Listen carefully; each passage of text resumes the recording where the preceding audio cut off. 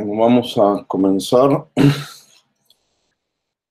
Acaban de entregar una tarea. Bueno, se acaba de terminar el tiempo para entregar la tarea 3.1. Vi que ya la mayoría de ustedes lo entregaron. Voy a comentar las preguntas para, si hay alguna duda, pues me van preguntando también. Fue la tarea 3.2 la que acaban de entregar. Y voy a compartir el documento que preparé. Es una tarea que, bueno, algunas de esas preguntas podrían tener diferentes interpretaciones y podrían cambiar un poco los balances, pero ahí está lo interesante, en cómo lo interpretamos, cómo lo entendimos y qué consideraciones hizo cada quien a la hora de plantear su balance de energía.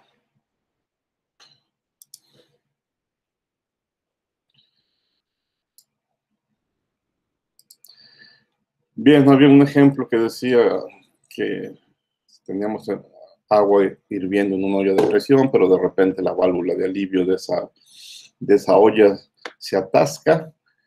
El sistema es la olla y su contenido después de que la válvula se atasque, entonces el balance nos da que la energía interna del agua dentro de la olla empieza a aumentar, bueno, cambia. Sabemos que ese cambio va a ser un aumento porque por el atasque de la válvula de alivio y ese aumento pues es debido al calentamiento que estamos llevando a cabo.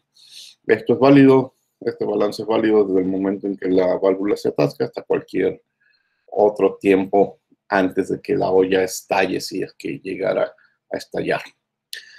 Bien, la primera pregunta que les hacía era el mismo sistema, bueno, no, el mismo caso, no el mismo sistema, el agua hirviendo del problema anterior, pero la olla y su contenido antes de que la válvula se atasque.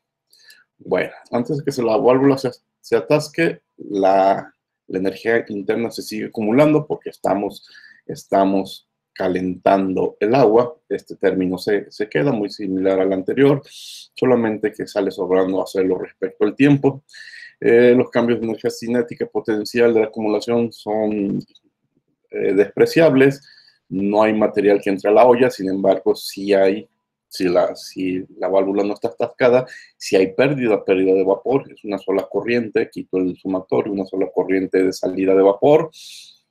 De nuevo, energías cinéticas y potenciales despreciables, nos quedamos con el término de entalpía, no hay trabajo de eje, no hay trabajo de expansión-compresión y está el calentamiento. Y esto funciona en cualquier momento,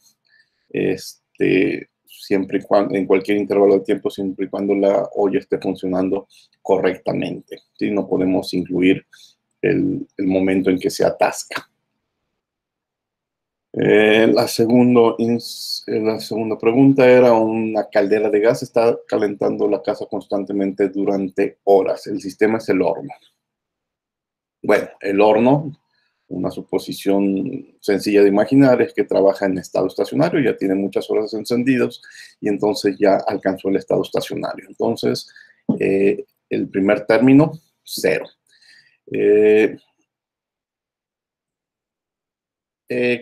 ¿Qué hace que funcione esta caldera de gas? Pues una corriente de gas. Entonces hay una entrada. El gas que entra una corriente de gas, entra con su entalpía, de nuevo cinética y potencial despreciable. ¿Qué sale? Los gases de la combustión, se quema, y hay una salida de los gases de combustión. También no nos importa nada más la entalpía.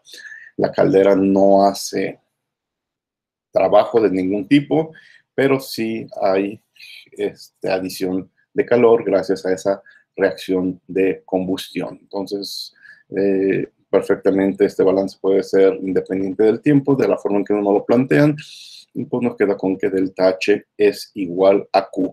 Bueno, aquí se dan cuenta que el flujo de entrada de gas y los gases de salida tienen que ser la misma masa. Entonces esas masas son iguales. Un factor común lo podemos eliminar y simplemente nos queda delta H igual a Q. El periodo de tiempo, bueno, 2 tiempos en la que la caldera esté funcionando sin problemas y haya alcanzado el estado estacionario. El mismo problema, pero el sistema es la casa.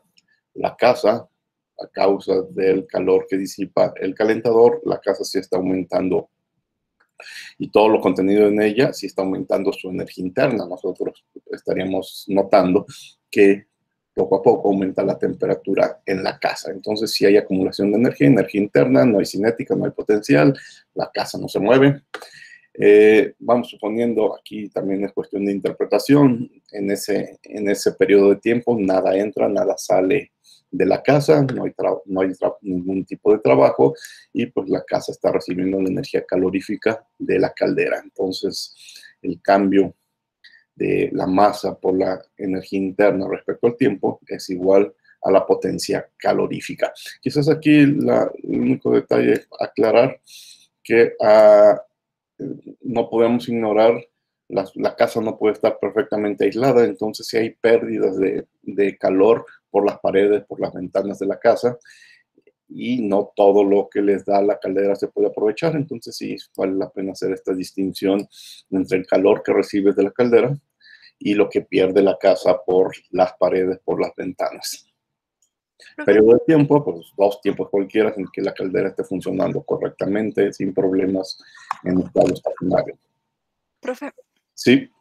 del anterior, no me queda claro por qué se elimina la masa, porque si queda como factor común, aún tenemos primero la sumatoria del calor, ¿no? Se elimina. Es que si fuera de que... Sí, sí es cierto. Aquí debe de estar la M, que es factor común. Sí, porque si no tuviéramos calor, pues sí se puede eliminar, pero tengo entendido que en esa parte, pues... Quizás utilizando, tienes razón, quizás utilizando la nomenclatura del Sengel, luego lo revisas, entonces podríamos decir que delta H es igual al calor específico, no al calor neto. Si el calor neto lo divido entre la masa, entonces va a ser igual al calor específico, pero bueno, les digo, repitiendo, siguiendo la nomenclatura del Sengel, pues cambia el símbolo, pero esto nos indica que es por unidad de masa, ¿sí? Pero sí tienes razón, se acomoda como factor común, pero no se elimina. Sí. Gracias. Bueno, el siguiente ejemplo, un niño. Este ejemplo es medio extraño y puede tener diferentes interpretaciones. Un niño camina a la escuela cuando es golpeado por una bola de nieve, entonces detiene su camino. El niño es el sistema, entonces dirán, esto es completamente despreciable, pero existe. El golpe el golpe de nieve hace que aumente su energía interna. Dirán, es difícil e imposible de determinar. Esa transferencia de energía cinética a energía potencial es mínima, sí es cierto, pero bueno, teóricamente existe. Luego va a detener su camino y entonces hay que tomar en cuenta los efectos de energía cinética, los de energía potencial, esos sí son despreciables. Vamos a suponer que la bola de nieve queda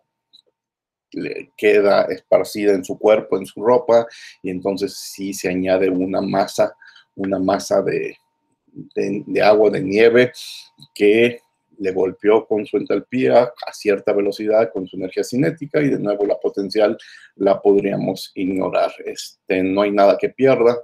El sistema, el niño de masa, no hay trabajo mecánico, no hay ningún tipo de trabajo de expansión, y tampoco en ese periodo de tiempo tan pequeño no hay efectos de flujos de calor. Entonces, el periodo de tiempo es es entre que el niño es golpeado por la bola de nieve y el instante en el que él se detiene. Sí, acepto que este sí es un ejemplo bastante extraño y que podríamos discutir mucho la transferencia de energía cinética a energía interna, pero en teoría existe. Ustedes En muchos libros pueden encontrar un problema similar con números, no del niño, sino de una cascada. ¿Sí? Agua cae de una cascada a cierta velocidad, al final el agua cae a la base de la cascada y pues queda como agua prácticamente estancada a velocidad muy baja. ¿Qué pasa con la energía? Con la transferencia de energía, con el cambio de energía cinética de esa agua que cayó muchos metros en esa cascada, pues las conclusiones, lo que nos damos cuenta es que se dispersa en el agua del fondo como energía interna, prácticamente despreciable, muy difícil de medir, pero la energía no se pierde ni se destruye y ahí está dispersa en el agua del estanque en la parte de abajo. De eso sí, recuerdo que hay un problema en el Sengel, que le ponen números al, al, al caso, incluso calcula cuál pudo haber sido el aumento de la temperatura del agua por la caída en la cascada y el resultado pues son fracciones de grado centígrado, un número muy, muy pequeño. El siguiente... Profe, ¿por qué despreció el trabajo mecánico? Pues no hay dispositivos mecánicos moviéndose. Pero si el niño es el sistema, o sea, él caminando no contaría, no afectaría. Eso entra aquí. Él es el sistema y entonces él puede ganar o perder energía cinética, pero es parte de lo que entra en esto que acabo de marcar y no tiene que ver con... Aquí generalmente nos tenemos que referir a partes mecánicas movibles, trabajo de eje, y no podemos considerar, no encuentro cómo considerar al niño como un eje movible, ¿sí? Más bien ese efecto que hablas está aquí. Ok. La diferencia. Entonces, el trabajo sería solo de cosas literalmente mecánicas, o sea, de máquinas ya. Sí, sí, sí. Ok. Ejes movibles. Piensa en un eje que se esté moviendo alrededor, pues, precisamente alrededor de su eje, y a eso nos referimos básicamente. Un agitador. Ok. Gracias. Profe. Sí. En la expansión, comprensión no puede ser como la respiración del niño. Muy, muy, muy pequeño ese efecto como para tomarlo en cuenta. Además, pues está respirando antes y después del problema, en eso no hay cambios, y a menos de que digas de que la bola de nieve lo afectó y lo puso a respirar de una forma exagerada, pero no me lo imagino así, ¿sí? Además, bueno, también yo me lo imaginé con unas pequeñas bolas de nieve, o no con una bola gigantesca, pero no, incluso ni así me es fácil imaginarme que pudiéramos tomar en cuenta un trabajo de expansión, sobre todo porque el que está respirando con dificultad o agitadamente, es a causa de este proceso, o se mantuvo constante incluso antes, simplemente por el estar caminando, quizás en vez de caminar estaba corriendo, pero no, yo creo que también sería, si lo quisiéramos considerar, sería un efecto prácticamente despreciable. ¿Sí? Ok, gracias. ¿Una otra pregunta? Ahora, ustedes en lo que contestaron, pues hicieron suposiciones, se lo imaginaron de forma diferente, todos estos problemas, hay 2, 3 posibilidades de cómo nos lo imaginamos y pues no, tampoco vamos a decir que está mal lo que plantearon o cómo lo entendieron. Este problema está interesante, pues tuvieron, yo creo, que investigar a qué nos referimos con un radiómetro Kroc. Creo que es una paleta que está pintada de blanco por un lado y de negro por otro. Tenía preparado, pero creo que lo olvidé, la página de Wikipedia del radiómetro.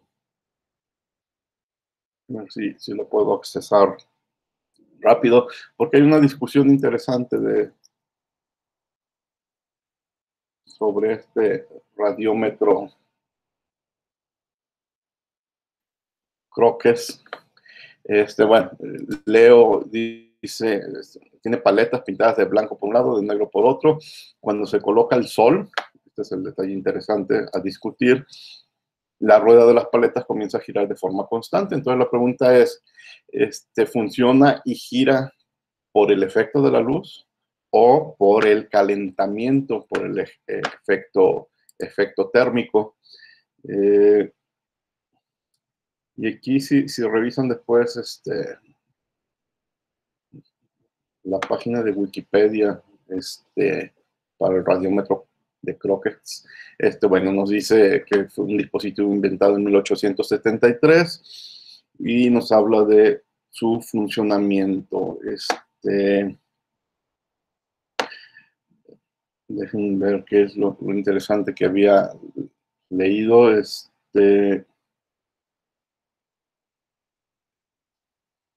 Miren, les decía aquí, creo que quería saber si la luz al chocar con la superficie ejercía alguna fuerza, así que pensó que la luz rebotaría de los lados plateados de la placa, mientras que sería absorbida por el lado negro. Entonces, su idea es de que su teoría era de que era el efecto luminoso el que ponía en movimiento el radiómetro.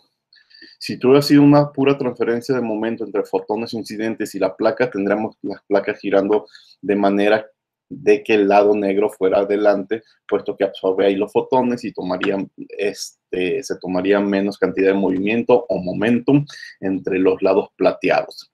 Pero Crookes se llevó una sorpresa al observar que el radiómetro giraba de manera contraria a lo previsto. El lado negro de las placas se alejaba de la luz. Originalmente se pensó que el giro se producía por el calentamiento de los dos lados negros de las placas.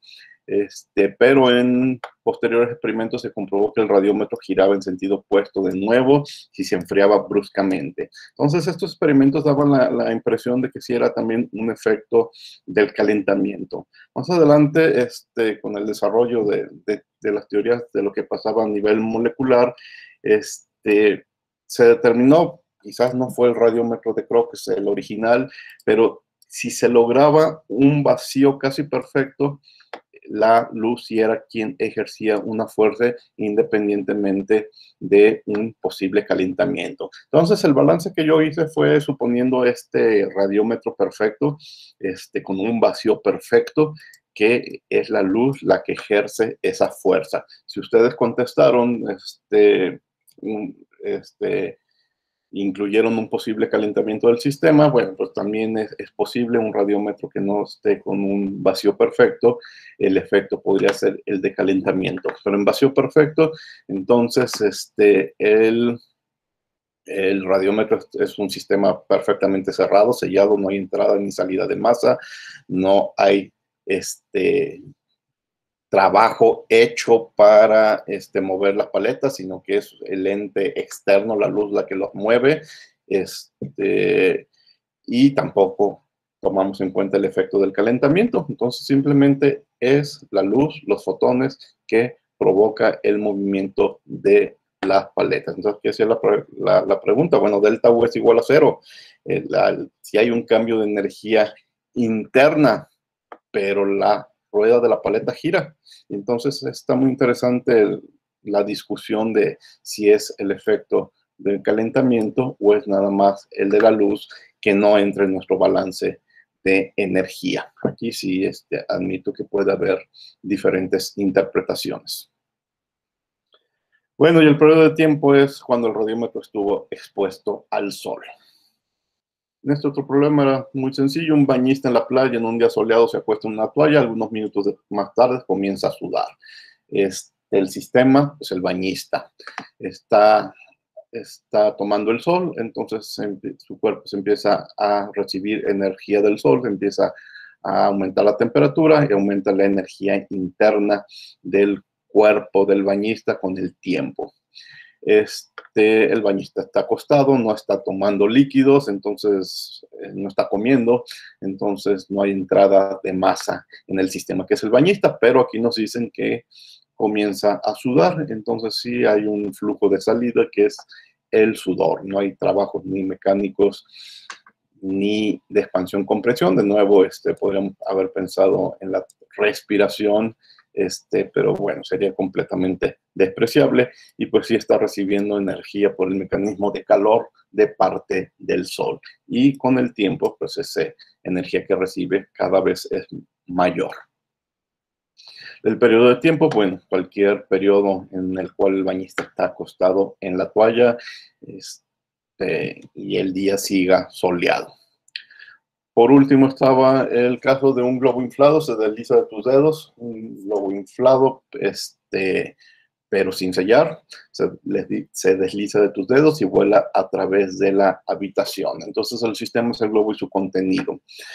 El globo va a perder energía interna, va a perder aire, va a cambiar su energía interna, va a salir a cierta velocidad de tus dedos y al final, aquí también lo escribo en el periodo de tiempo, ya desinflado, cae sobre una superficie. Los pocos metros que pueda subir o bajar hacen que los cambios de energía potencial sean despreciables. No va a entrar materia al globo, pero sí va a salir, va a perder todo el aire, entonces todo ese aire se va a ir con su energía cinética, se está moviendo, está saliendo a cierta velocidad y con su entalpía. No hay trabajo mecánico, pero aquí sí hay trabajo de expansión y compresión porque está cambiando el volumen del sistema, que es el globo. Entonces, de un volumen grande, va a terminar con un volumen prácticamente cero. Y bueno, todo esto vamos a suponer sucede en condiciones adiabáticas. Entonces, el cambio respecto al tiempo de la energía en el globo, que es su energía interna y su energía cinética, pues se debe a la pérdida, signo negativo, la pérdida de aire, el aire se va con su energía cinética y su energía potencial, y al trabajo de expansión, compresión, que en este caso es una compresión. ¿Preguntas?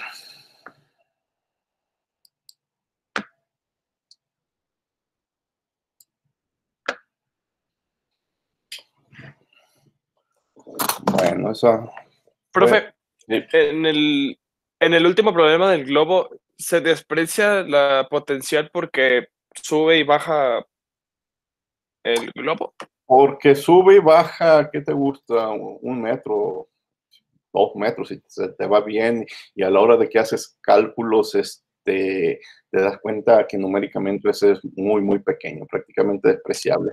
Miren, Okay. generalmente la energía potencial se vuelve importante, tenemos que hablar de decenas o centenas de metros, para que numéricamente le empiece a jugar con los ganancias o las pérdidas de energía interna o entalpía. Próximos semestre, pues ustedes van a estar en mecánica de fluidos y van a ver que en sus balances de energía en una tubería van a tomar en cuenta y nunca van a olvidar los efectos de la energía potencial, pero bueno, es una tubería y van a ver ahí problemas de tuberías que son muchos metros de longitud, pero que también suben y bajan muchos metros. Por ejemplo, llevar agua de un depósito a la parte de arriba de un cerro, pues ahí son distancias importantes y ya, obviamente ahí no podemos despreciar los cambios de energía potencial. Pero estos problemas de pocos metros, van a ver, vean los libros, prácticamente nadie hace esos cálculos, que no nos costaría ningún trabajo hacer el cálculo, pero métanle números, invéntense 2 metros, ¿sí? G 9.81 metros sobre segundo al cuadrado por 2 metros, conviértelos a joules. Es un número muy pequeño cuando lo comparamos con los kilojoules o los megajoules involucrados en la parte de energía interna o en la entalpía. ¿De acuerdo?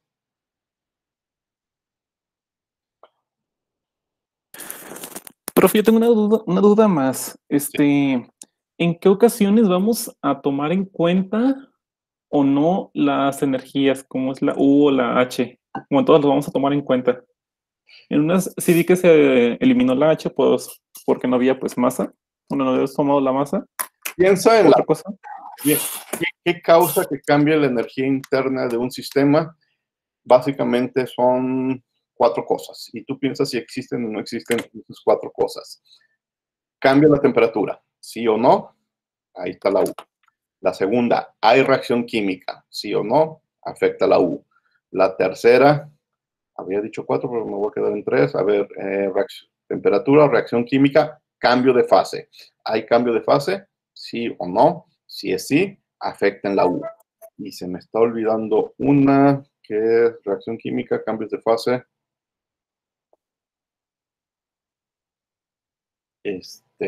Bueno, si hay otro, luego les digo. Pero las 3 más importantes es cambio de temperatura, reacción química y cambio de fase. Entonces, hasta esas 3 preguntas, ¿está sucediendo o no está sucediendo en mi sistema? Y entonces se puede ver afectada la energía interna de mi sistema. La entalpía son esas 3 razones, porque es la definición de U, más trabajo PV, trabajo de inyección, trabajo de añadir o de mover las fronteras de un sistema. ¿Existe ese trabajo PV en nuestro sistema? Sí. Bueno, eso suma a la entalpía. Entonces tú piensa en eso. ¿Hay o no? ¿De acuerdo? Ok, gracias. Hoy vamos a ver un problema muy interesante, en lo que nos vamos a preguntar si existe o no existe el delta U, y va a haber algo de controversia respecto a esto, vas a ver. Bueno, ¿alguna otra pregunta? Entonces, esta fue la tarea 3.2. La tarea 3.1 se dieron cuenta, ayer la califiqué, les mandé los resultados, tuve muchas preguntas al respecto. 3 más todavía tengo por ahí pendientes 2 correos que no he contestado, lo haré más tarde.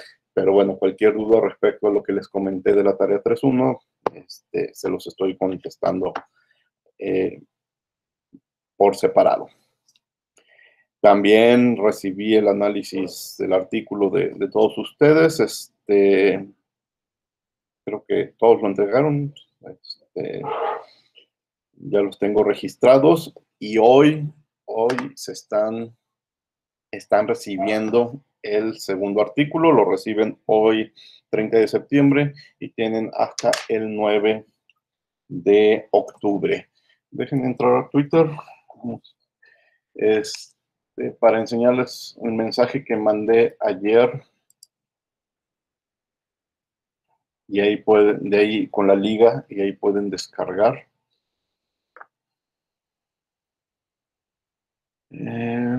¿Dónde estoy? En perfil, para que sea más rápido. Y aquí está.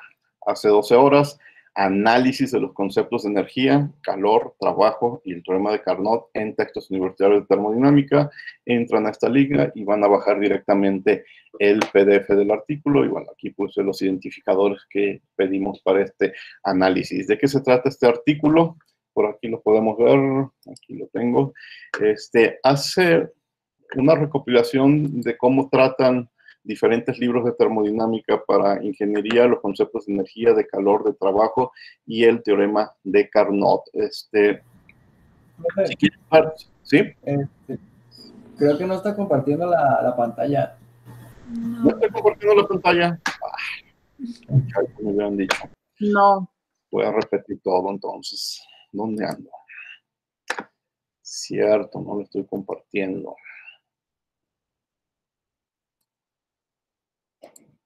Ahí va. Ahora sí. Bien, entonces les decía, aquí está Twitter y este es el mensaje que envié ayer en la noche, hace 12 horas. Dice, el artículo se llama Análisis de los conceptos de energía, calor, trabajo y teorema de Carnot en textos universitarios de termodinámica. Esta es la liga, directamente les va a bajar el archivo PDF y estos son los indicadores que tienen que incluir en este análisis. Y acá abajo tengo el artículo, no, no.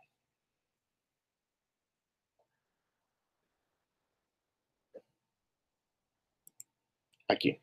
Este es análisis de los conceptos de energía, calor, trabajo y teorema de Carnot en textos universitarios. Bien, revisa cómo diferentes libros explican la energía, el calor, el trabajo y el teorema de Carnot. ¿Sí? Aquí, bueno, en estas tablas van a ver que hablan del libro del Engels, de otros libros conocidos como el Manrique, el Szymanski de física, y cómo analizan esos conceptos, qué diferencias se encuentran. Un detalle, todavía nos falta mucho para entrar al tema de teorema de Carnot. Bueno, léanlo, pero en su análisis y en sus opiniones saquen el teorema de Carnot del análisis, ¿sí? Concéntrense en cuando discuten las diferencias de los conceptos de energía, de calor y de trabajo, ¿sí? Y en su análisis no incluyan el teorema de Carnot, ¿de acuerdo? Entonces, los autores de una universidad venezolana analizan esos libros y sacan conclusiones. Ustedes lo van a leer, ya saben, a escribir un resumen de lo que los autores explican, pero al final también espero su comentario sobre el análisis que hacen los autores. ¿De acuerdo? ¿Alguna pregunta? Es un artículo, 4, 5, no, 6, 7 páginas. Esta es la parte al final de Carnot, que les digo, es lo que pueden evitar en su análisis. Bueno, entonces eso está desde hoy, 10 días hasta el 9 de octubre. Antes de entrar a los ejemplos, preguntas del proyecto, ¿todavía nada? ¿Todo bien? La próxima semana ya espero darles más detalles de cómo vamos a trabajar en equipo. Pero pensando en eso, quería hacerles una pregunta. Sí estoy presentando, ¿verdad? ¿Recibieron ustedes invitación en sus correos de la universidad, en el @alumnos, a tener una cuenta en Cisco? ¿Algo así? Sí. Sí. ¿Y la aceptaron? Bueno, supongo que sí, ¿verdad? Cisco, y sus aplicaciones Webex, bueno, hicieron un convenio con la Universidad de Guadalajara. Ahora nosotros, igual que utilizamos todas estas aplicaciones de Google, de la G Suite, y también pueden utilizar en otros cursos los grupos de Microsoft Teams, y quizás en otros grupos estén utilizando, ¿cómo se llama la otra opción? Bueno, hay otra opción para las clases en línea. Bueno, pues tenemos una opción extra que es esta, ¿sí? Y nos enviaron un correo a todos los profesores y a todos los alumnos para tener acceso a estas herramientas. Básicamente son 2 herramientas: el Webex Meetings para hacer conferencias, se supone que con buena calidad de video y de audio.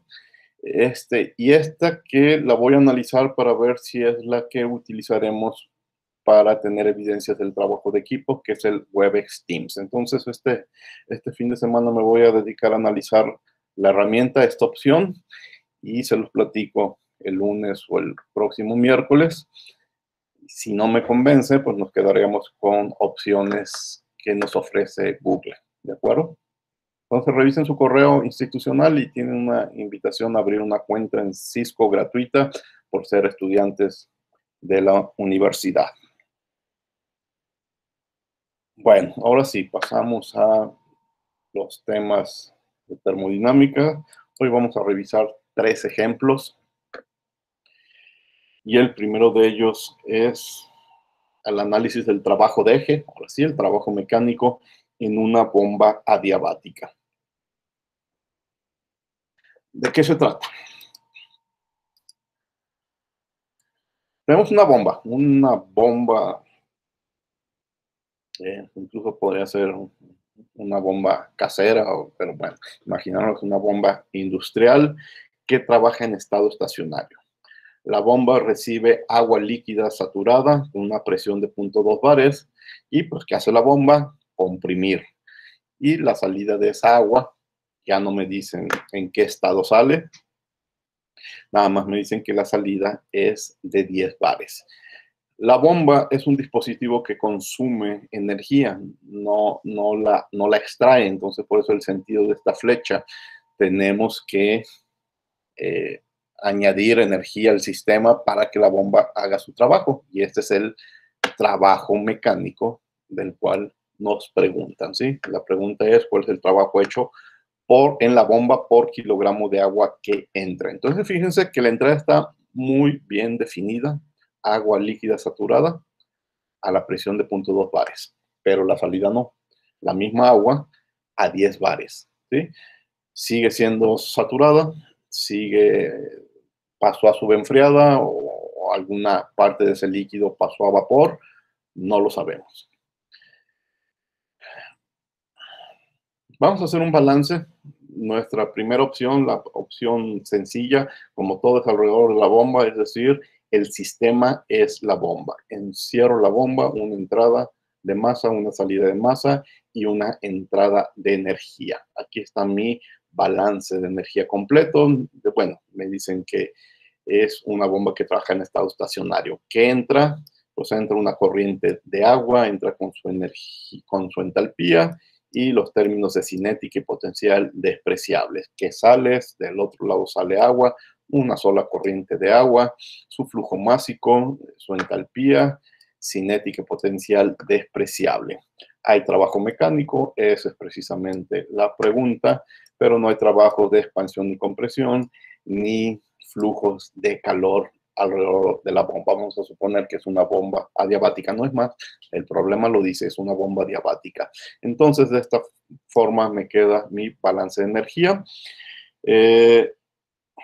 Vamos analizando cada parte.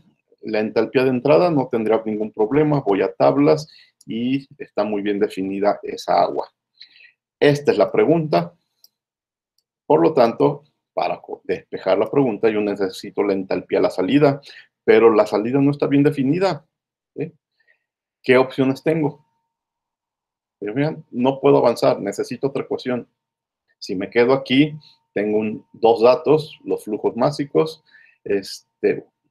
la entalpía de entrada, la pregunta es el trabajo, pero no tengo forma de adivinar la entalpía a la salida. Puedo suponer, hacer suposiciones y a ver si le pego, pero no sería correcto. ¿Qué opciones tengo? Definir un segundo sistema. Voy a definir, pero antes me regreso. Vean, la pregunta es trabajo de eje. Bueno, ya lo aclaré muchas veces, ya lo dije muchas veces. ¿Por qué el énfasis? Por lo que va a suceder ahora. Voy a definir un segundo sistema. Me voy a imaginar una masa, una pequeña masa de líquida, y esa pequeña masa de líquida va a ser mi sistema. Yo voy a elegir una masa de líquido y la voy a seguir en su camino. Voy a estar con esa masa cuando entre la bomba, durante su paso por la bomba, cuando sale de la bomba, y aquí termina mi proceso y estoy siguiendo esa misma masa de agua. En fenómenos de transporte ustedes van a estudiar, quizás ya lo están platicando, que hay diferentes formas de describir el movimiento de un fluido, la descripción lagrangiana y la descripción euleriana. Pues una de ellas, la lagrangiana, es seguir tu sistema durante su proceso, y eso es lo que vamos a hacer. Voy a seguir esta pequeña masa de agua. Y esa pequeña masa de agua es como una cápsula, no entra, no sale moléculas de agua, es una idea teórica, no es que realmente yo tenga que colorear y seguir físicamente, simplemente es imaginación. Una porción de agua, voy a imaginar que sigo y analizo qué sucede. ¿Cuál sería el balance de energía sobre esa masa? No sobre la bomba, no sobre la tubería, sino esa masa que voy a seguir. Aquí escribí de nuevo el balance de energía completo y vamos a ver qué es lo que creo que sucede con esa masa. Como sabemos, al menos una propiedad del sistema, la presión está cambiando. No se trata de un proceso en estado estacionario, por lo tanto, delta U de la parte izquierda no puede ser ignorada. Lo que sí voy a ignorar son los efectos de la energía cinética y potencial. Lo de potencial es obvio, la bomba yo la veo horizontal, lo de la cinética podría ser discutible, pero de nuevo créanme que en la práctica estos números son muy pequeños respecto a estos otros. Los términos asociados con el flujo de masa no existen, es decir, esa masa, pequeña masa de líquido que me estoy imaginando es, les decía, como una especie de cápsula que no permite que salgan moléculas de agua o que entren moléculas de agua ajena a mi masa original. Entonces no existe flujo de materia. Recuerden, el sistema es la pequeña masa de agua que se está moviendo. La bomba en su conjunto es adiabática, por lo que esperamos que tampoco haya transferencia de calor hacia esa pequeña masa de agua, ¿sí? El trabajo de eje también es cero. Este trabajo también es cero. Esta es la pregunta, dirán. Pero en esta forma diferente de analizar el problema no existe trabajo de eje. ¿Por qué? La pequeña cantidad de líquido es el sistema. No hay partes movibles dentro del sistema. El eje está fuera del sistema. El eje está en la bomba. Pero la bomba no es mi sistema. Es esa pequeña cantidad de líquido. Entonces, no hay trabajo de eje. Lo que sí le puede suceder a esta pequeña masa de agua es que se expanda o se comprima, ¿sí? Cuando la bomba fue el sistema, sí había trabajo de eje. Cuando esa pequeña masa de agua es el sistema, no hay trabajo de eje. Pero piénsenlo, la pregunta es el trabajo de eje. Y en la segunda opción que se me ocurrió, desaparece. Bueno, por ahorita sigamos, ya vamos a ver qué sucede. Trabajo de expansión y compresión, ese sí existe, ¿sí? Entonces, el trabajo realizado es el de expansión-compresión. Y les digo, recuerden que la pregunta es el trabajo de eje, no el de compresión y expansión, pero tenía las manos atadas, no podía continuar con el primer balance. ¿A qué se simplifica todo esto? Se simplifica que me queda nada más el término de energía interna y en la acumulación y el término de trabajo de expansión-compresión. Entonces, la masa por el cambio de la energía interna es igual al trabajo de expansión y compresión. El trabajo de expansión-compresión, pues ustedes saben de las clases anteriores, es la integral PdV. Desde el volumen inicial hasta un volumen final. Si, bueno, este es un volumen y este es una masa, si paso dividiendo la masa entre el volumen, entonces lo puedo reescribir en función de volúmenes específicos, que es más sencillo para los propósitos de este ejemplo. Bueno, ahí está de nuevo la integral. La diferencia de energías internas es igual a la integral de menos PdV. En este punto parece que volvemos a topar con una barrera que no me deja avanzar. Podemos obtener el volumen específico de la entrada porque el agua en la entrada está muy bien definida, pero me encuentro otra vez con el problema de que la salida, no tengo ninguna información sobre el líquido la salida, entonces dicen, bueno, otra vez el mismo ejemplo, el mismo problema, ¿qué voy a hacer? Pues un pequeño truco matemática apoyado con algo de física, con algo de termodinámica, que me va a ayudar a salir del problema. Voy a integrar por partes. Es decir, esto lo voy a separar como PdV más BDP, ¿sí? Entonces, aquí está la primera parte, menos P delta V, más la integral B de P. ¿En qué avancé? Recordemos la definición de la entalpía. U más PV es entalpía. Entonces, uno este par de términos, uno este otro par de términos. Ya hice la integración por partes y ahora, acordándome de una definición importante de la termodinámica que es la entalpía, en vez de tener U más PVs, lo convertiré a entalpías. Y la diferencia de entalpías es la integral desde la presión inicial hasta la presión final, que por cierto esas presiones sí las tengo, por BDP.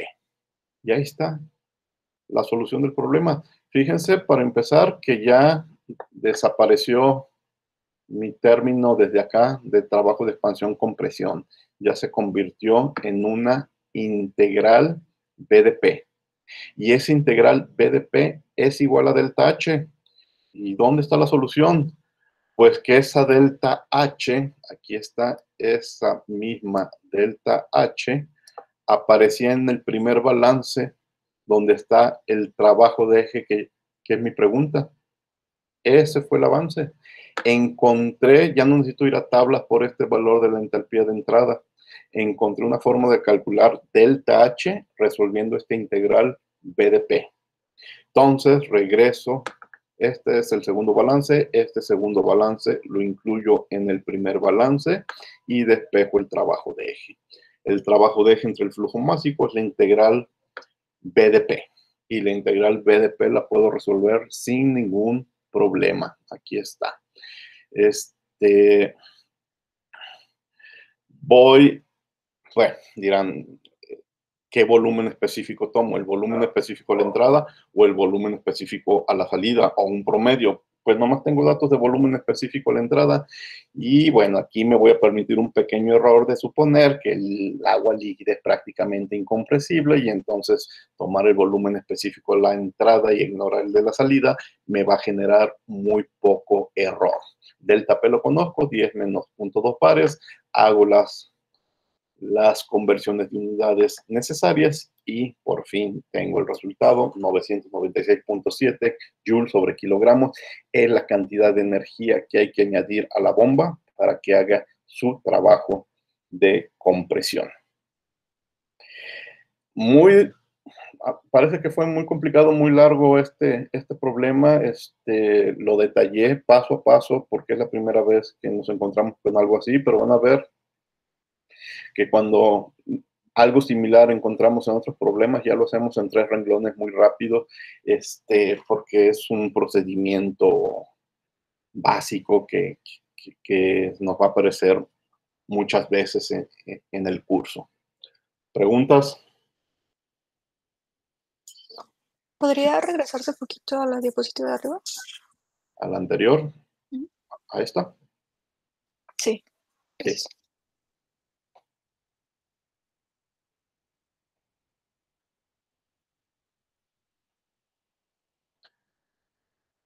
Recuerden que estos archivos los tienen en Classroom y bueno, el consejo es al rato le dan otra revisada renglón a renglón todo lo que estoy platicando. ¿Preguntas de lo que hay aquí? No. Bueno, es un problema muy, muy interesante porque le sacamos la vuelta a la falta de datos. Y les digo, esta ecuación, cuando tenemos una bomba que lo único que hace es subir la presión de un líquido, lo veremos en ciclos termodinámicos, pues ya este análisis no lo hacemos con tanto detalle, automáticamente tenemos esta ecuación en mente y hacemos, o más bien esta ecuación en mente y hacemos cálculos directos del trabajo de una bomba con esta ecuación. Nunca se nos olvida y siempre la vamos a tener presente que esto es lo que tenemos que hacer con una bomba. Bueno, ¿preguntas? No. Siguiente ejemplo. Este fue el 3.8.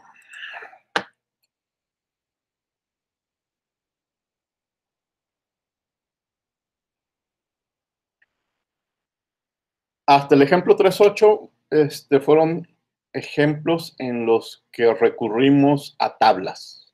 Ahora vamos a empezar a ver ejemplos en los de que nos olvidamos de las tablas porque posiblemente ya no son de agua, en este caso pues va a ser de helio y vamos a empezar a recurrir a ecuaciones de estado. ¿Sí? Obviamente en esta unidad nuestras ecuaciones de estado van a ser pues, básicamente la de gas ideal, pero empezamos a ver ejemplos donde ya no tenemos tablas y tenemos que recurrir a ecuaciones de estado. Ya antes habíamos visto un problema del globo el globo de un dirigible, vamos a replantearlo de esta forma. Un globo de un dirigible contiene 5.000 moles de helio. Inicialmente el helio está a 15 grados centígrados y 0.95 atmósferas de presión. Y está a 500, el dirigible volando a 500 metros sobre el piso. Y ahí arriba la presión es de 0.95 atmósferas, la presión atmosférica. El dirigible vuela hacia el sur a altura constante, a 500 metros, a baja velocidad. Y gradualmente, recuerden gradualmente, el gas se calienta a 25 grados. Entonces, a altura constante, 500 metros, ese número no me importa mucho, lo que me importa es que el 500 metros implica presión de 0.95 atmósferas, 5.000 moles de helio, se va a ir calentando poco a poco durante su viaje de 15 a 25 grados y nada más. Vuela hacia el sur, es un dato que no importa. Pudo haber sido al norte y no tiene por qué cambiar, ¿verdad? La pregunta, ¿cuánto calor se añadió al sistema durante el proceso? La temperatura cambió, la temperatura del helio cambió, se calentó. Entonces, eso tiene que ver con delta U automáticamente. ¿Cuánto calor? Pero pues también tiene que ver con una cantidad de calor añadida que afecta la energía interna del sistema, y eso queremos saber. ¿Cuánto calor se añadió al sistema durante el proceso? El sistema es el helio dentro del globo. El globo es un sistema cerrado, entonces la cantidad de helio es una constante. Balance. Vamos a ver. No es estado estacionario porque con el tiempo la cantidad de energía interna va a cambiar. Bueno, aquí todavía estoy considerando que los términos de energía cinética y energía potencial son importantes. No es cierto, los vamos a despreciar. Sistema cerrado, no entra helio ni aire, nada al globo, no sale helio, no sale aire, no sale nada del globo. Trabajo de expansión-compresión, sí lo dejo porque es un globo y su volumen puede ser variable, pero no hay partes mecánicas dentro del globo, en el helio, y bueno, si hay un calentamiento. Entonces, ¿con qué me quedo? Con que el cambio de la energía interna se debe a ese trabajo de expansión y a ese calentamiento a causa de estar en contacto con los alrededores. Aquí voy a hacer un pequeño cambio. Esta ecuación en cuanto a unidades está escrita para balances para hacerlo de forma másica, pero como el dato que me dan es de moles, pues la reescribo en forma molar, pues simplemente cambio los signos, recordando que este símbolo utilizo para una base másica y este otro símbolo utilizo para una base molar, ¿verdad? Pero es simplemente una cuestión de nomenclatura que me conviene en este problema. Bueno, antes, ¿cómo voy a calcular el cambio de energía interna? No tengo tablas del helio, va a tener que ser ecuación de estado. ¿Cómo voy a calcular el trabajo de expansión-compresión? Ahorita vamos a ver la integral y pues ya que haga esos dos pasos, despejaré el calor. El trabajo de expansión y compresión, pues con nuestra fórmula PdV. ¿Sí? Que es muy fácil porque la presión del problema se mantiene constante, la presión atmosférica de 0.95 atmósfera y solamente hay un cambio de volúmenes, pero no sé los volúmenes. Entonces aquí es cuando entra por primera vez la ecuación de los gases ideales para calcular los volúmenes iniciales y finales. Esto sí simplifica porque la presión es una constante, presión 1 es igual a presión 2, la cantidad de moles también es una constante, son los mismos moles a la entrada y a la salida, R es otra constante, entonces lo único que afecta es la diferencia de temperaturas. Y aquí hago la operación, menos 5.000 moles por la R que me convenga, por delta T, y el trabajo de expansión y compresión es menos 415 kilojoules. Ahora voy a calcular la energía interna. Sé que para un gas ideal el cambio de energía interna es CB por dt. Voy a utilizar lo que me dice la teoría cinética de los gases para el CB, 3 medios de R, entonces 3 medios de R por delta T, y tengo el cambio de energía interna. Positivo, se calentó. El helio aumentó su temperatura, recibió energía, pues por eso este número es positivo. Y ahora sí, unir todo en mi balance de energía y despejar el calor. Aquí están el cambio de energía interna, aquí está el trabajo de expansión y compresión, y pues recibió una cantidad de 1039.2 kilojoules de calor. Bastante simple este cálculo, pero bueno, aquí hay un detalle que tomar en cuenta, aquí lo escribí como una posible fuente de confusión, quizás todavía no lo noten, pero en el próximo capítulo de segunda ley esto va a ser muy importante.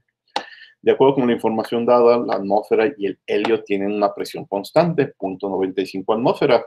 Entonces aquí la pregunta que debería surgir es, si la presión en el interior del globo y la presión atmosférica es la misma, ¿cómo es que hay una expansión? No debería de ser posible.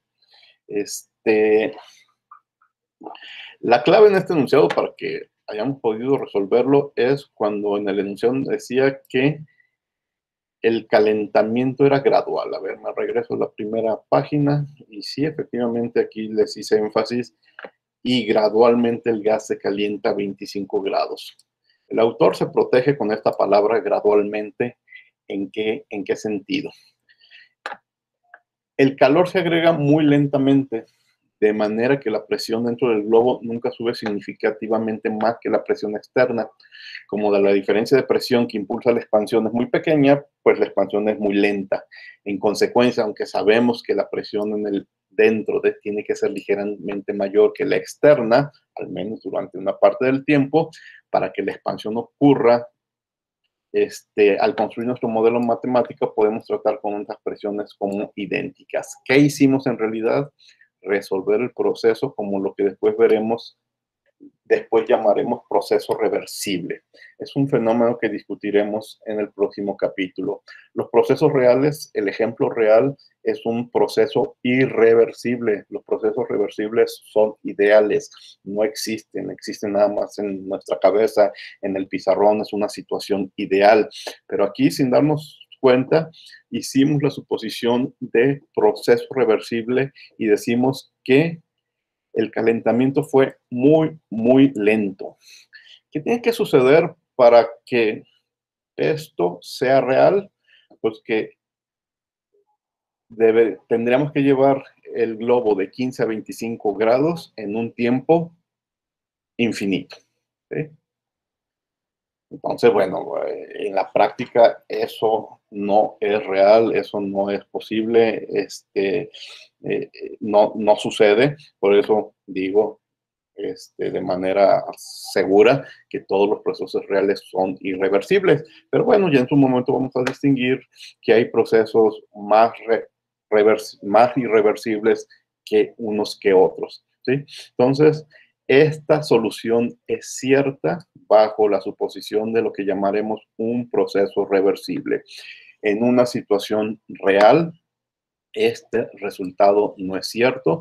Tendríamos que tomar en cuenta lo que también vamos a llamar las irreversibilidades del proceso y vamos a ver que nuestros gastos energéticos reales son mayores. Pero ahorita estamos con esta suposición de que para no meternos en problemas con diferencias de presiones, el calentamiento fue muy lento, los delta P entre la presión interna y la externa eran muy, muy pequeñas que no los tomamos en cuenta y se calentó en un tiempo muy, muy largo. En teoría tendría que haber sido un tiempo infinito, pero en papel funciona y aquí está resuelto el problema. Esto es lo más interesante de los próximos capítulos, el decidir si un proceso es posible o imposible, si es reversible o es irreversible y qué podemos hacer para que un proceso que en teoría se ve muy bonito, pero que es reversible, lo podamos hacer real en tiempos adecuados y con costos adecuados. Bien, ¿preguntas de lo que fue este ejemplo?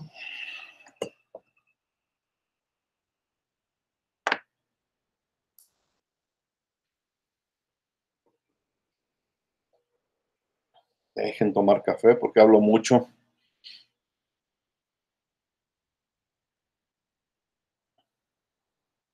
Otro ejemplo.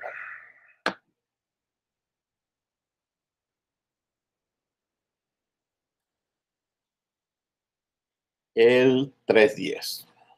Gas ideal encerrado en un dispositivo cilindro-pistón. Ustedes ya conocen lo que es un dispositivo cilindro-pistón, en un cilindro con un pistón que permite modificar el volumen de nuestro sistema.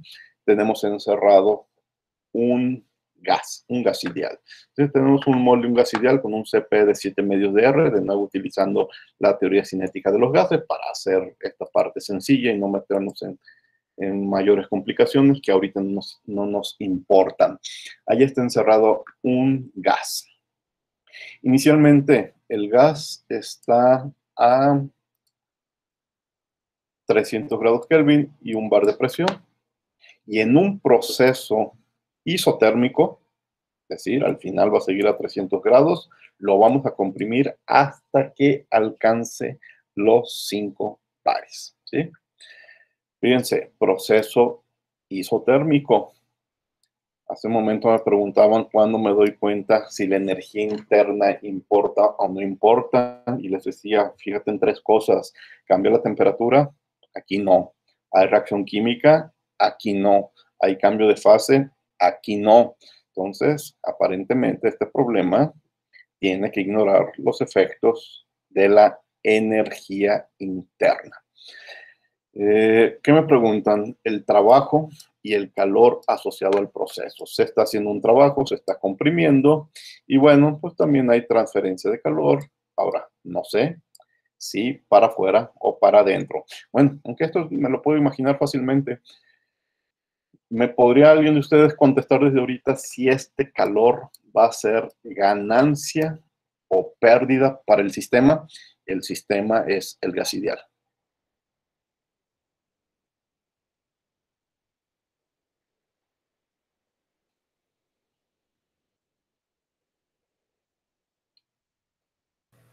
¿No sería pérdida? Pérdida, ¿por qué? Porque el trabajo lo estamos haciendo hacia el sistema, ¿no? Entonces ahí se va a ganar la energía que va a perder. Y si el trabajo genera energía, ¿por qué tengo que enfriar?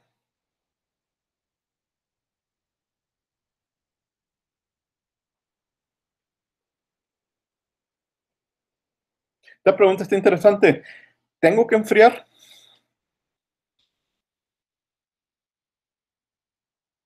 A ver, nomás díganme uno sí o no, sí, no, no, sí, sí, sí, no. ¿Quién gana?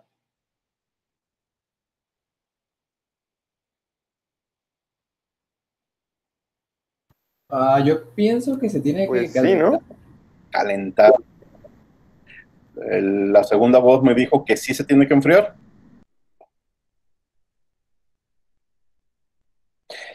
Estado inicial Sí. 300, estado final 300. ¿Tengo que enfriar? No cambia. Entonces no tengo que enfriar.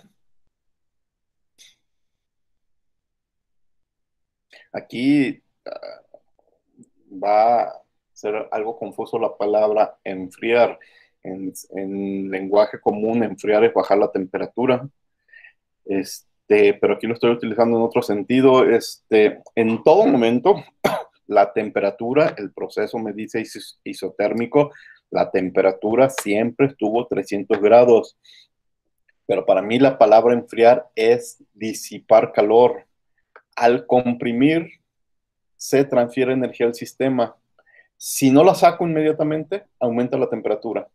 Entonces, aquí este dibujo obviamente es muy simple y no refleja realmente lo que está pasando, pero yo tengo que estar sacando calor en todo momento, porque si no, la temperatura empezaría a subir.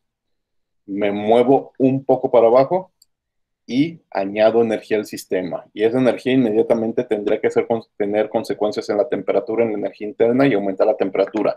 Pero yo tengo un sistema de enfriamiento actuando en todo momento y la saca. Bajo un poco más y la saca. Bajo un poco más y la saca. La presión está aumentando, pero la temperatura no. Entonces, esto no se puede entender sin un sistema de enfriamiento adecuado, a pesar de que el proceso es a temperatura constante. Piensen en eso. Necesito algo que mecánicamente empuje el sistema hacia abajo, pero también necesito algún aditamento que haga que en todo momento toda esa energía generada se disipe, y solo así voy a mantener mi sistema a 300 grados y aumentando la presión. Pero piensen, vayan pensando en lo que hay que hacer para que estos dibujos simples puedan ser realidad. Tengo que estar enfriando, y aquí mi palabra enfriar es disipar, es sinónimo de disipar energía, no simplemente de bajar la temperatura. Y de esa forma hacemos que nunca baje la temperatura 1 grado. Bueno, vamos a analizar el proceso. El gas dentro del dispositivo es el sistema. No es un proceso en estado estacionario, sin embargo el cilindro no está en movimiento de traslación ni cambiando de posición, no hay entrada de masa ni salida de masa del cilindro, no hay partes movibles, el cilindro tiene partes movibles, el pistón, pero están fuera del sistema, ¿sí? Eso es importante. ¿Quién es el sistema? El gas. Dentro del gas, ¿hay partes movibles? No. Por lo tanto, no hay trabajo de eje. ¿Qué le pasa al gas? Se comprime. Entonces hay trabajo de expansión-compresión, pero no de eje. El pistón no está dentro de mi sistema. El pistón está por fuera. No hay trabajo de eje. Y bueno, no hay razones para suponer que Q es despreciable, pero ya expliqué por qué Q no es despreciable. Les había dicho, no hay cambios de temperatura, no hay reacción química, no hay cambios de fase, pero sigo manteniendo delta U. ¿Por qué lo hago? Supongan que no me di cuenta de ese detalle, que estoy teniendo dudas de cuándo conservo las U y cuándo las quito, y no entiendo muy bien y las dejo, ¿sí? Que la solución me las quite, van a ver. Bueno, entonces, ¿cuál es la pregunta? El trabajo de expansión, el calor y pues los datos, la energía interna, pero está medio raro, a ver, ¿cómo le hago? Dejen calcular el trabajo de expansión por separado, de la misma fórmula de dos problemas anteriores. El trabajo de expansión es el trabajo PdV. Voy a utilizar gases ideales para que sea sencilla la solución. Entonces P es igual a nRT sobre V. Entonces el trabajo de expansión es nRT sobre V por dV. Integro desde el volumen inicial hasta el volumen final. Y esta es la solución. nRT, logaritmo de volumen final entre volumen inicial. Estoy seguro que esta ecuación ustedes la utilizaron más de alguna vez para gases ideales, yo creo que en su curso de físico-química. El detalle es que no tengo los volúmenes. Tengo las presiones y tengo las temperaturas, que es la misma al inicio que al final. Entonces, sustituyo de nuevo ecuación de gases ideales y ecuación de gases ideales, ¿sí? Para quitarme el problema de los volúmenes. Y entonces ahora sí el trabajo de expansión es N, sé los moles, R constante, sé la temperatura, moles, R, bueno, esto lo puedo simplificar y me queda presión 1 entre presión 2, presión 1 se va al numerador, presión 2 se va al denominador, aquí está, presión 1 sobre presión 2, tengo las presiones de 1 a 5 bares, resuelvo y aquí está el trabajo de expansión. Mecánicamente bajando el pistón, yo añadí 4014 joules de energía. Pues si no tuviera ese sistema de enfriamiento que les platiqué, esos 4014 joules de energía automáticamente hubieran aumentado la temperatura del gas. Pero como yo hice todo lo posible para mantener el sistema isotérmico, eliminé esa energía con un sistema de enfriamiento. Me dice, el resultado es negativo. Es negativo por el hecho que los alrededores, el sistema gana energía. Sí es cierto, aquí hay un error en el texto. Este resultado es negativo porque es energía que gana el sistema, ¿sí? A ver, dejen pensarlo. No. Positivo, aquí no me equivoqué en esto, me equivoqué en la palabra positivo. El trabajo hecho por los alrededores significa que el sistema gana energía. Bueno, el calor, pues primero dejen analizar la energía interna. Les dije, bueno, ya les dije, ya adelanté el resultado de la energía interna, pero si sigo confundido y quiero calcular la energía interna, pues para un gas la energía interna es CB por DT. ¿Y cuál es el cambio de temperatura? 0. Por lo tanto, el cambio de energía interna 0. 0 es igual al trabajo más el calor. El calor fue 4014, pues la cantidad de calor que tuve que disipar con ese sistema de enfriamiento, pues un negativo, menos 4014. Así de fácil. Añadí 4014 joules por trabajo mecánico, disipé menos 4014 joules con un sistema de enfriamiento. Y eso permite que la capacidad, que la energía interna sea 0. Eso permite que al final y durante todo el proceso pude mantener el sistema a 300 grados. Observaciones de todo esto. El proceso está en estado estacionario si todas las variables permanecen constantes, pero por ejemplo, la temperatura, aquí sí se mantuvo constante, la energía interna sí se mantuvo constante, pero la presión no, la presión estaba cambiando y nomás por ese simple detalle, el sistema no estaba en estado estacionario. El segundo comentario interesante es, para un gas ideal, la energía interna solo es función de la temperatura. Entonces, hubiera sido razonable que desde el principio yo hago delta U igual a 0. Pero yo seguí escribiéndolo. ¿Por qué? La solución demostró que si hubiera perdido ese detalle físico al principio del problema, la ecuación final que resolvimos todavía me conduce a la respuesta correcta. Cuando yo busco una ecuación para U, me doy cuenta que es función solamente de delta T y me doy cuenta de inmediato que es igual a 0. Y el último comentario es, nos dieron CP, y en la solución aparece CB, pero no importa, al final no importó porque el delta T era 0, era isotérmico. Pero si hubiera necesitado CB, pues ya saben, CB más R es igual a CP. Me dijeron que era 7 medios de R, le hubiera restado R y hubiera trabajado con una CB de 5 medios de R. Si lo hubiéramos calculado, si no hubiera sido isotérmico, pero bueno, no fue necesario en este problema. Lo más interesante es lo que viene en este segundo punto. La energía interna la pudimos haber despreciado desde el inicio. Y entonces, lo que generamos de energía por trabajo mecánico, lo disipamos con un sistema de enfriamiento. ¿Preguntas de lo que fue este problema?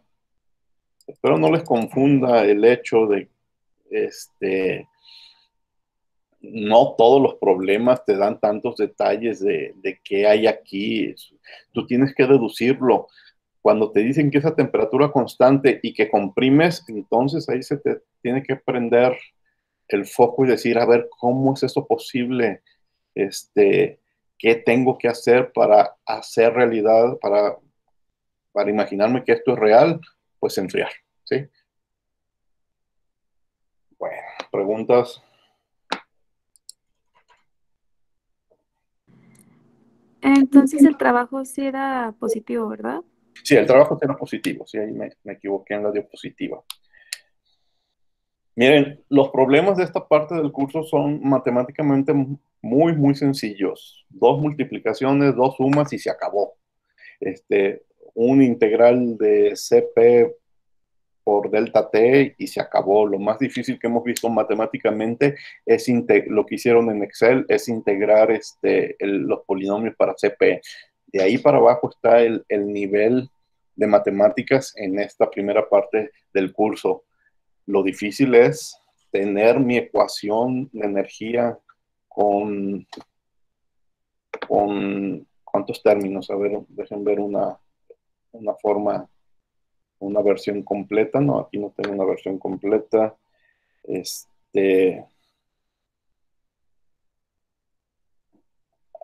Aquí sí, vean.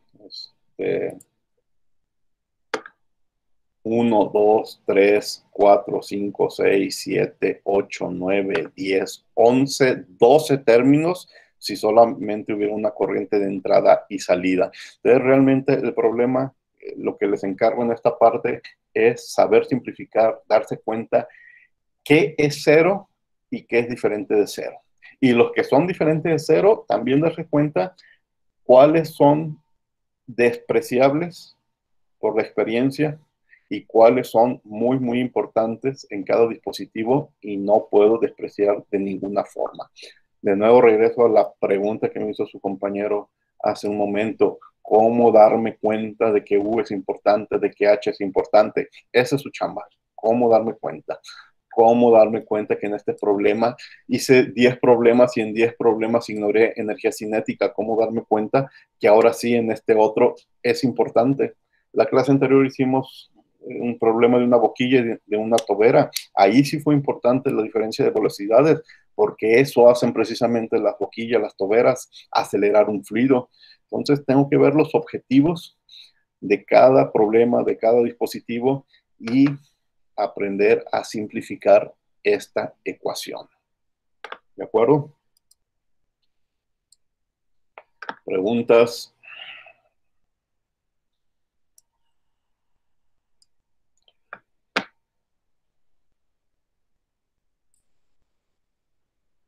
Un último ejemplo. Almacenamiento, un tanque de almacenamiento. En este ejemplo, no es por primera vez, pero me alejo de los gases y trabajaré líquidos. Por primera vez, sí, eso sí es primera vez, voy a resolver un problema de líquidos, no va a haber gas, sin utilizar tablas, porque ya hice algunos problemas con agua, pero recurrí a las tablas del agua. No, ahora no voy a utilizar tablas. ¿Qué opciones tengo? Dirán, pues las ecuaciones que tengo son ecuaciones de gas ideal y el gas ideal no es un líquido. ¿Qué puedo hacer? Bueno, por ahí hay 2 o 3 ecuaciones que ustedes conocen que podemos aplicar para cualquier material. Vamos a ver cómo lo hacemos con líquidos. Y aquí el recordatorio fundamental es, de nuevo, esa frase que repito mucho, que no hay que olvidar. En la mayoría de los casos podemos considerar que los líquidos son prácticamente incompresibles y aprovechar sus ventajas. ¿De qué se trata? Es un tanque de almacenamiento de 500 litros y inicialmente está lleno con un líquido a 300 grados, hasta el tope. Está lleno de líquido y su temperatura inicial, le puse el sub-cero, es 300 grados Kelvin. Ese líquido no es agua, tiene una densidad de 0.8 kilogramos sobre litros, más no sé qué líquido es y no tengo tablas para ese líquido. Y alguien me dice que su capacidad calorífica a volumen constante es de 3 joules sobre grado Kelvin. Aquí yo, quien me dé ese dato, le agregaría capacidad calorífica, volumen constante. No me importa si a volumen o presión constante, es prácticamente incompresible y es el mismo dato, pero bueno, ese es precisamente el detalle que quiero que analicen más adelante. El tanque se puede considerar como un dispositivo aislado, no hay transferencia de calor. ¿Cuándo inicia el proceso? El proceso inicia cuando una válvula en la parte superior y otra válvula en la parte inferior las abro y permito que entre líquido y salga líquido. No va a haber acumulación porque permito que entren 25 litros por minuto, pero también por abajo abro para que salgan 25 litros por minuto. Entonces nunca se va a desbordar el tanque, nunca se va a vaciar, siempre se va a mantener lleno, porque los volúmenes, los flujos volumétricos son iguales. El detalle: al inicio mi tanque, en cualquier punto, la temperatura del líquido era 300 grados Kelvin y estoy permitiendo que entre líquido más caliente, 100 grados más caliente, 400 grados Kelvin. Entonces, cuando abra las válvulas, va a empezar a cambiar la temperatura del líquido en el tanque y, por lo tanto, la temperatura a la que sale el líquido del tanque. Ese es el problema, ¿sí? La temperatura del líquido que sale en cualquier momento, la que sale por aquí, siempre es idéntica a la temperatura del líquido en el tanque en un momento en particular. Es decir, en el primer segundo saldrá líquido a 300 grados. Pero en 5 minutos, en 10 minutos, en media hora, ya no, ya va a salir agua más caliente. Obviamente, no sé en cuánto tiempo, al final veremos los resultados.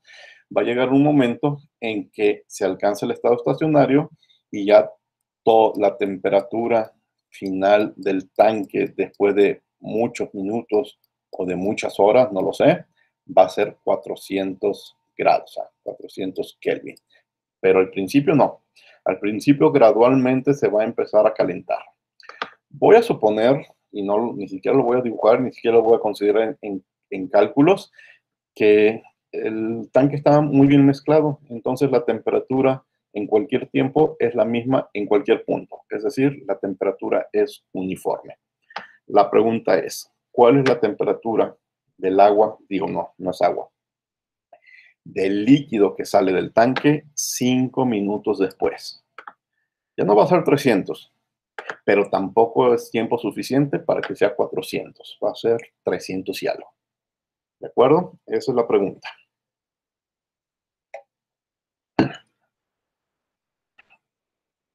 ¿Qué es el sistema? El contenido del tanque. Y voy a hacer unos balances de masa muy simples. Los flujos másicos de entrada y salida son iguales. No me dan flujos másicos, me dan flujos volumétricos, 25 litros por minuto, pero tengo la densidad y me entero que cada minuto yo estoy sacando, pero también están entrando 20 kilos de líquido. No hay acumulación, el cambio de masa respecto al tiempo es la diferencia de los flujos másicos, son flujos iguales, el cambio de masa respecto al tiempo es 0. ¿Y cuánta masa tengo? Si es un tanque de 500 litros y su densidad es 0.8, siempre tengo 400 kilos de líquido en el tanque. Bueno, es lo que tengo que decir respecto a la masa. Vamos al balance de energía. Bien, la energía interna del sistema no es constante. Esto sí cambia, se va a calentar. Poco a poco se va a ir calentando el líquido en el tanque. Entonces, U existe. Pero de nuevo, los términos de energía cinética y energía potencial despreciables. Cuando abro las válvulas, entra una corriente de líquido, pero solamente una. Entra con su entalpía, su energía cinética y potencial. De nuevo, despreciables respecto a los valores de entalpía. No hay trabajo de eje. Es cierto que en teoría yo necesito un agitador para permitir que el líquido se mantenga a una temperatura uniforme, pero en este problema no es mi objetivo, lo voy a ignorar, voy a decir que el efecto de ese agitador es despreciable, no afecta en la temperatura del líquido y el trabajo de eje lo ignoro, lo desprecio. No existe trabajo de expansión ni compresión porque el tanque es de volumen constante y el tanque está aislado. O sea, el tanque no se va a calentar porque está en contacto con un ambiente caliente y tampoco va a perder calor hacia los alrededores. Entonces, está entrando un fluido caliente, pero no estoy calentando el tanque. Entonces, también el término de Q es despreciable. ¿Qué me queda? El cambio de la energía interna respecto al tiempo tiene solamente que ver con las entalpías del líquido que entra y sale y con sus flujos másicos, que ya sé que son iguales, 20 kilos por minuto. Son iguales, entonces pues, me da lo mismo entrada o salida, término común, y aquí está mi balance de energía. Y aquí viene el detalle. Quien me dio los datos me dio un CB, pero no un CP, y yo voy a hacer un cálculo de entalpías. Pero de nuevo esa frase, los líquidos son materiales prácticamente incompresibles, es decir, que el producto P por B para líquidos y con mayor razón para sólidos, es muy, muy, muy pequeño respecto a la energía interna. Por lo tanto, la energía interna de un líquido es prácticamente igual a su entalpía y por lo tanto CP o CB de un líquido es prácticamente el mismo número. Es más, libros como el Sengel, cuando tratan con líquidos y sólidos, le quitan la B, le quitan la P y simplemente la llaman capacidad calorífica del líquido, capacidad calorífica del sólido. Y entonces me da lo mismo calcular un delta H que un delta U. Voy y voy a usar la capacidad calorífica que me dieron. Entonces du es igual a CB por dt. Es más, yo si hubiera sido mi solución, yo hubiera escrito du es igual a C por dt y se acabó. Pero bueno, aquí en este texto le siguen poniendo el CB. Integro desde energía interna inicial hasta energía interna final. Pasé la masa. Ah, no, todavía estoy en esta parte. Es la integral de CB de T. CB una constante por delta T. Entonces, esta parte la sustituyo aquí y va aquí.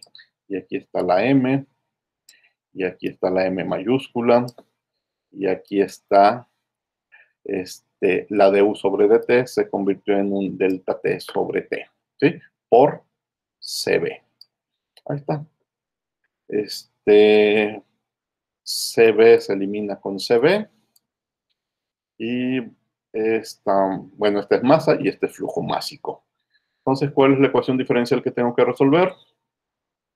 Bueno, aquí todavía están las CBs, las elimino. Esta es la ecuación diferencial que tengo que resolver.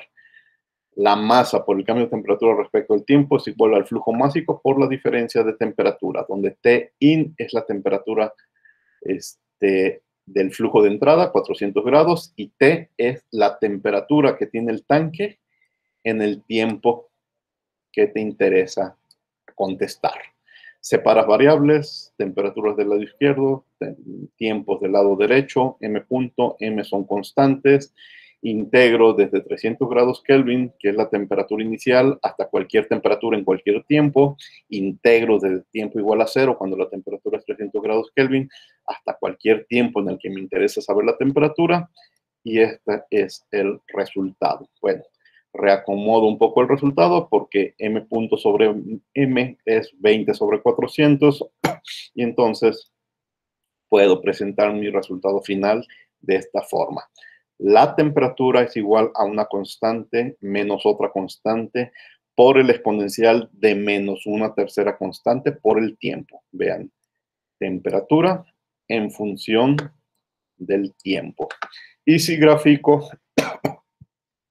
para diferentes tiempos, pues al inicio el tanque, cualquier punto del tanque estaba a 300 grados y más o menos entre los 40 y 50 minutos, vean que ya prácticamente todo el tanque, cualquier punto del tanque ya alcanzó los 400 grados y si sigue entrando líquido, pues el tanque se llama mantener en estado estacionario a 400 grados. Pero entre el inicio del proceso y los primeros 40 minutos, la temperatura del líquido en el tanque estuvo aumentando poco a poco. La pregunta que nos hacían era más o menos aquí, a los 5 minutos. Y a los 5 minutos encontramos con la ecuación que es exactamente de 322.1 grados Kelvin. Pero vean, esto a los 40 minutos se acaba el problema de estado no estacionario y ya tendremos un tanque a 400 grados Kelvin en cualquier momento, en cualquier punto. Lo interesante de este problema, la dependencia de la temperatura respecto al tiempo y lo que ya sabemos que tenemos que hacer cuando tratamos con líquidos. Lo extiendo también para sólidos respecto a U y H. En líquidos y en sólidos no tiene, a menos que estén sujetos a presiones exageradamente altas, no tiene sentido el término de entalpía. De entalpía a la energía interna es lo mismo. ¿Preguntas?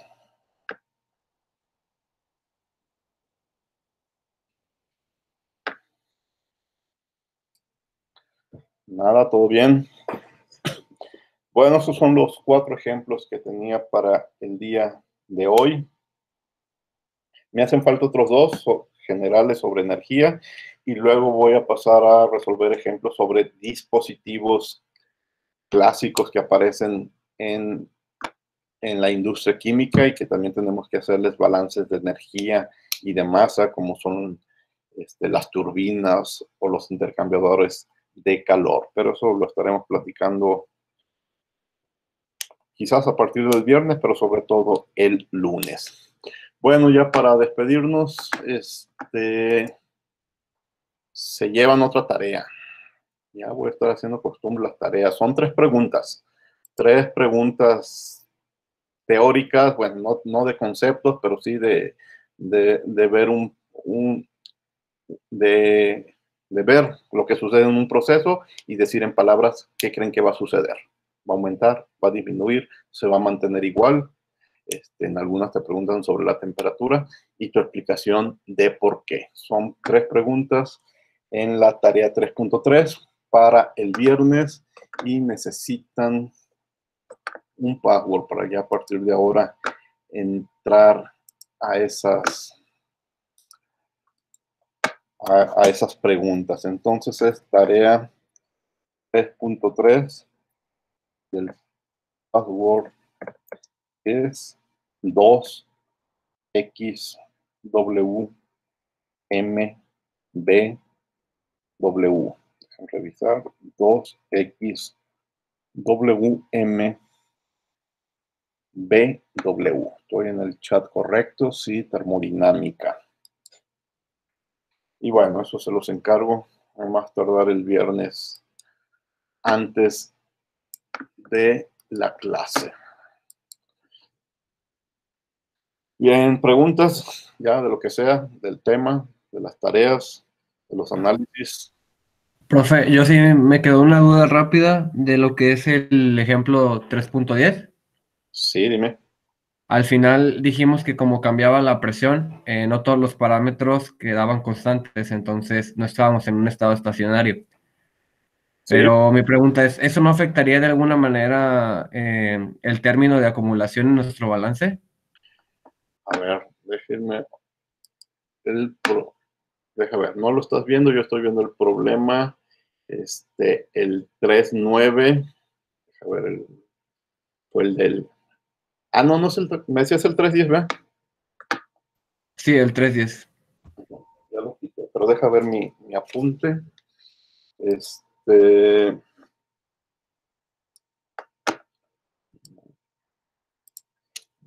mi apunte a qué te refieres.